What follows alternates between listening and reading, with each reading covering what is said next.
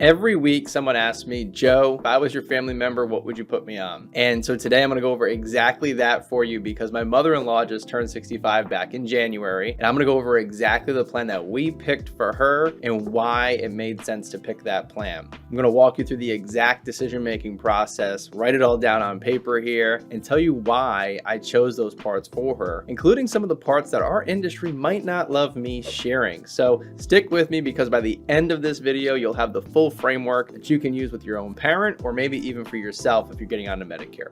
Hi, I'm Joseph Pate, better known as Medicare Joe, and we've helped thousands of folks successfully enroll into Medicare, including my own mother-in-law. So today I'm going to walk you through the 4 things that we mapped out for her, including the 2 roads of Medicare and which one made more sense for her, the decision around a supplement plan and why, prescription medications and what made the most sense for her, and then ultimately additional coverage that nobody talks about, coverage that's outside of Medicare that protects her from thousands of dollars in outstanding bills that Medicare will not cover. And here's the pain point that I want you to understand in this video. Most people just pick their plan because it's either the lowest premium or it's something that their neighbor had, and there's never any strategy behind it. So I want to show you here today on paper what a real strategy looks like. And again, one that I've actually built for someone I really care about and my mother-in-law. So here's the question that usually comes up when I'm talking with folks is we speak with a client, and at some point in the conversation, they ask the question that they've been thinking the whole time probably, Joe, forget all these options and this alphabet soup. If I was your family member, what would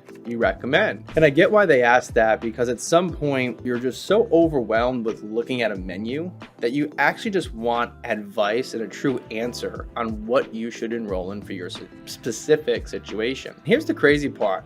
The plan that I picked for my mother-in-law isn't one that most agents would recommend by default. It's not a 0 premium product. It's not the highest commissionable product. In fact, I picked a plan for her that's very different. It's actually a plan that most agents would probably talk somebody out of. And what I did is I've also used some of the extra premium that she was able to utilize around some ancillary coverages that have nothing to do with Medicare itself, but have coverage for protection for those major medical things that could come up that Medicare doesn't actually cover. Part of this video that I want you to remember is because the goal when we're talking with someone isn't just the cheapest plan.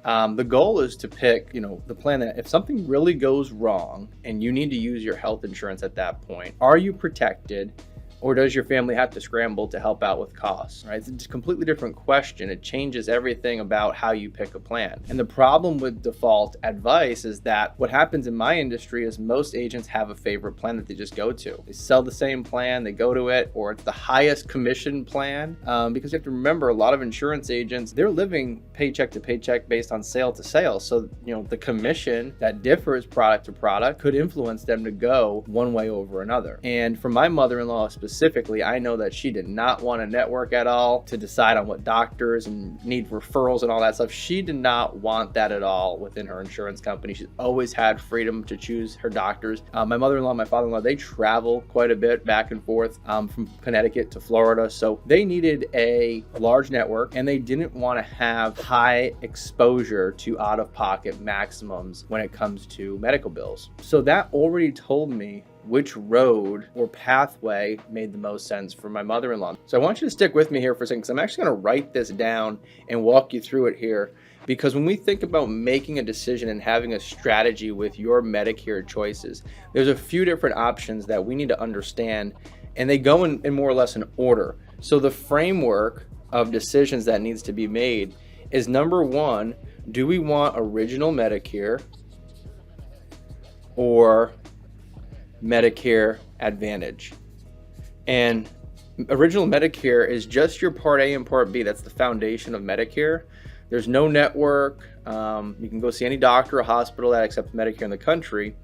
Whereas Medicare Advantage, you're going to have networks of doctors. You're going to have out-of-pocket medical bills that come with this side, where original Medicare is more of a fixed premium option and all of the medical bills would be covered. So for her, this was kind of a no-brainer. She wanted original Medicare and did not want to have any issues with the doctor network or anything like that. So that was a non-negotiable for her. Now, this is where the next question is, do we want for our supplement plan, do we want plan G or N?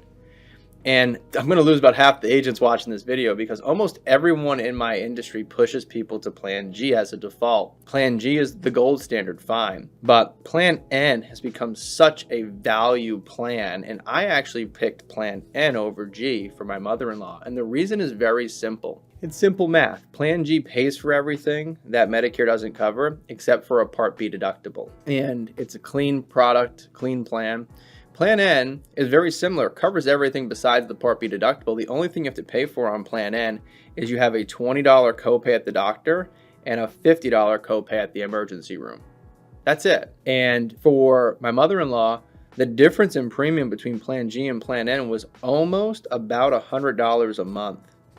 So she'd have to go to the doctor 5 times a month for that to even make sense. So it was a no-brainer for her to go with the Plan N. And I'm seeing more and more Plan Ns be competitive over Plan G. And yes, because it's a lower premium, it's a lower commission, but that doesn't matter. This is the plan that made a lot of sense for her. And she saved $100 a month in premium comparatively. I'm going to circle back at the end on what we did with that to help give her even more coverage for stuff outside of Medicare that's not covered. Now, the third question here is once we get original Medicare supplement Plan N, the next one was the Part D coverage for prescriptions.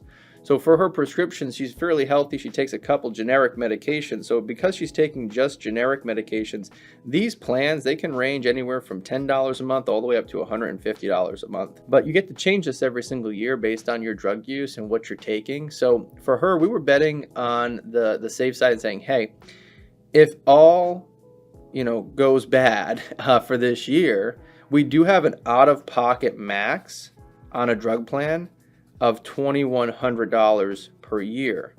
So let's go with the $10 plan now because we're only taking 2 generic medications. And that out-of-pocket max, God forbid we had a really bad year medically, okay, we still have this protection here as a hard ceiling to cap us on medical costs. So that made a lot of sense for us to go with the Part D drug plan that's a little bit more affordable in premium because she's not taking any major brand name medications. Now, this is where we're leaving Medicare.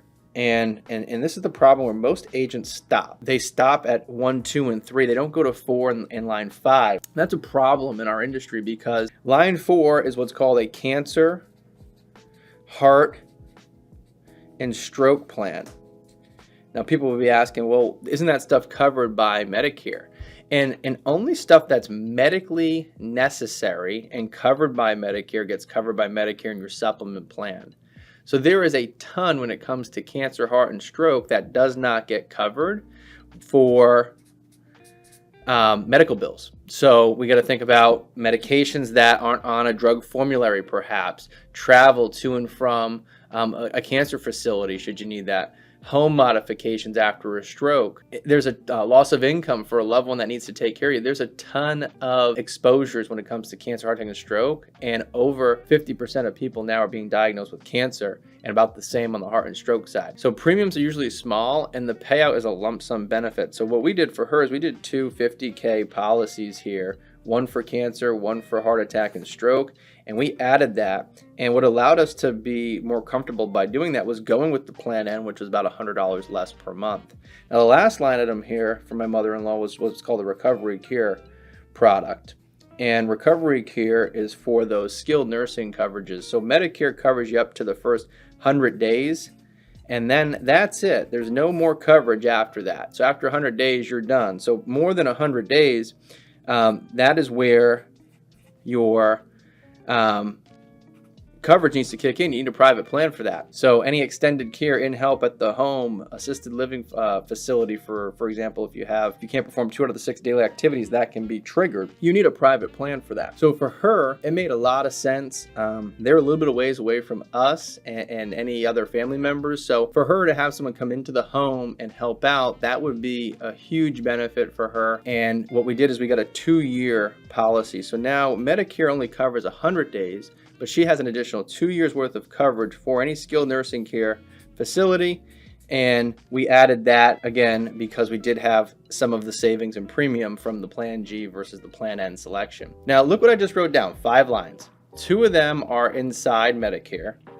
So original Medicare and Part D, those are actually 2 parts of Medicare. And then 3 of these lines are outside of Medicare. So Plan N, it's a Medicare supplement plan. It's private. It's not included in Medicare. So it's important that you're getting educated on how the Medicare supplement plans work. Otherwise, you're going to have a massive gap in coverage if not. And the other half of things here, the cancer, heart attack, and stroke, and the recovery care, these are products that I would say 90% of agents aren't even bringing up. I would say that more than 50% of agents only sell 0 premium products, number one. About 90% of people don't bring up these additional coverages because they're fearful of losing a potential sale because the premium starts to add up. But when we think about healthcare, are we worried entirely on just what the premium looks like per month? Or are we worried about what are the thousands and thousands of dollars in medical bills that could come in when we need that plan to actually work later in life? So here's the framework. It's simple. Each piece of paper that we go through this exactly with the client and show them. For my mother-in-law, it was original Medicare with Plan N as her supplement plan. We then had a Part D drug plan that had a $2,100 a year cap. We added a $50,000 cancer policy, a $50,000 heart and stroke policy to pay out should she be diagnosed with that in the future, and added a 2-year recovery care skilled nursing facility policy to help in the event that she needed that care, because Medicare only covers the first 100 days of that care. Now, I want to be really clear about one thing. This is what I did for my mother-in-law. This is not a one-size-fits-all product. Medicare just is not. Your doctors, your prescriptions, your healthcare needs could be different than my mother-in-law. Likely they are. And this is just the framework. So it's important to understand that once we have a framework and we sit with our clients, we walk them through, they get walked through this exact step. Now, the answers might be a little bit different, so don't copy the answers. We want to use this framework to understand how we want our coverage to actually work. If you or someone you know is going through this, like a parent, sibling, friend, share this video with them. Most people get one shot at getting this right and building the right plan with this framework. And if you need assistance with it, there'll be a link below. You can book a call with one of our team members. We'd be happy to give you a complimentary review of what you should do for your actual Medicare situation. If you like this video, give us a thumbs up. And if you want to be notified when we post new YouTube videos, click that red subscribe button in the bottom right-hand corner, and that'll get you updated notifications when we post new Medicare videos here to the channel. Again, I'm Medicare Joe. Thanks for watching.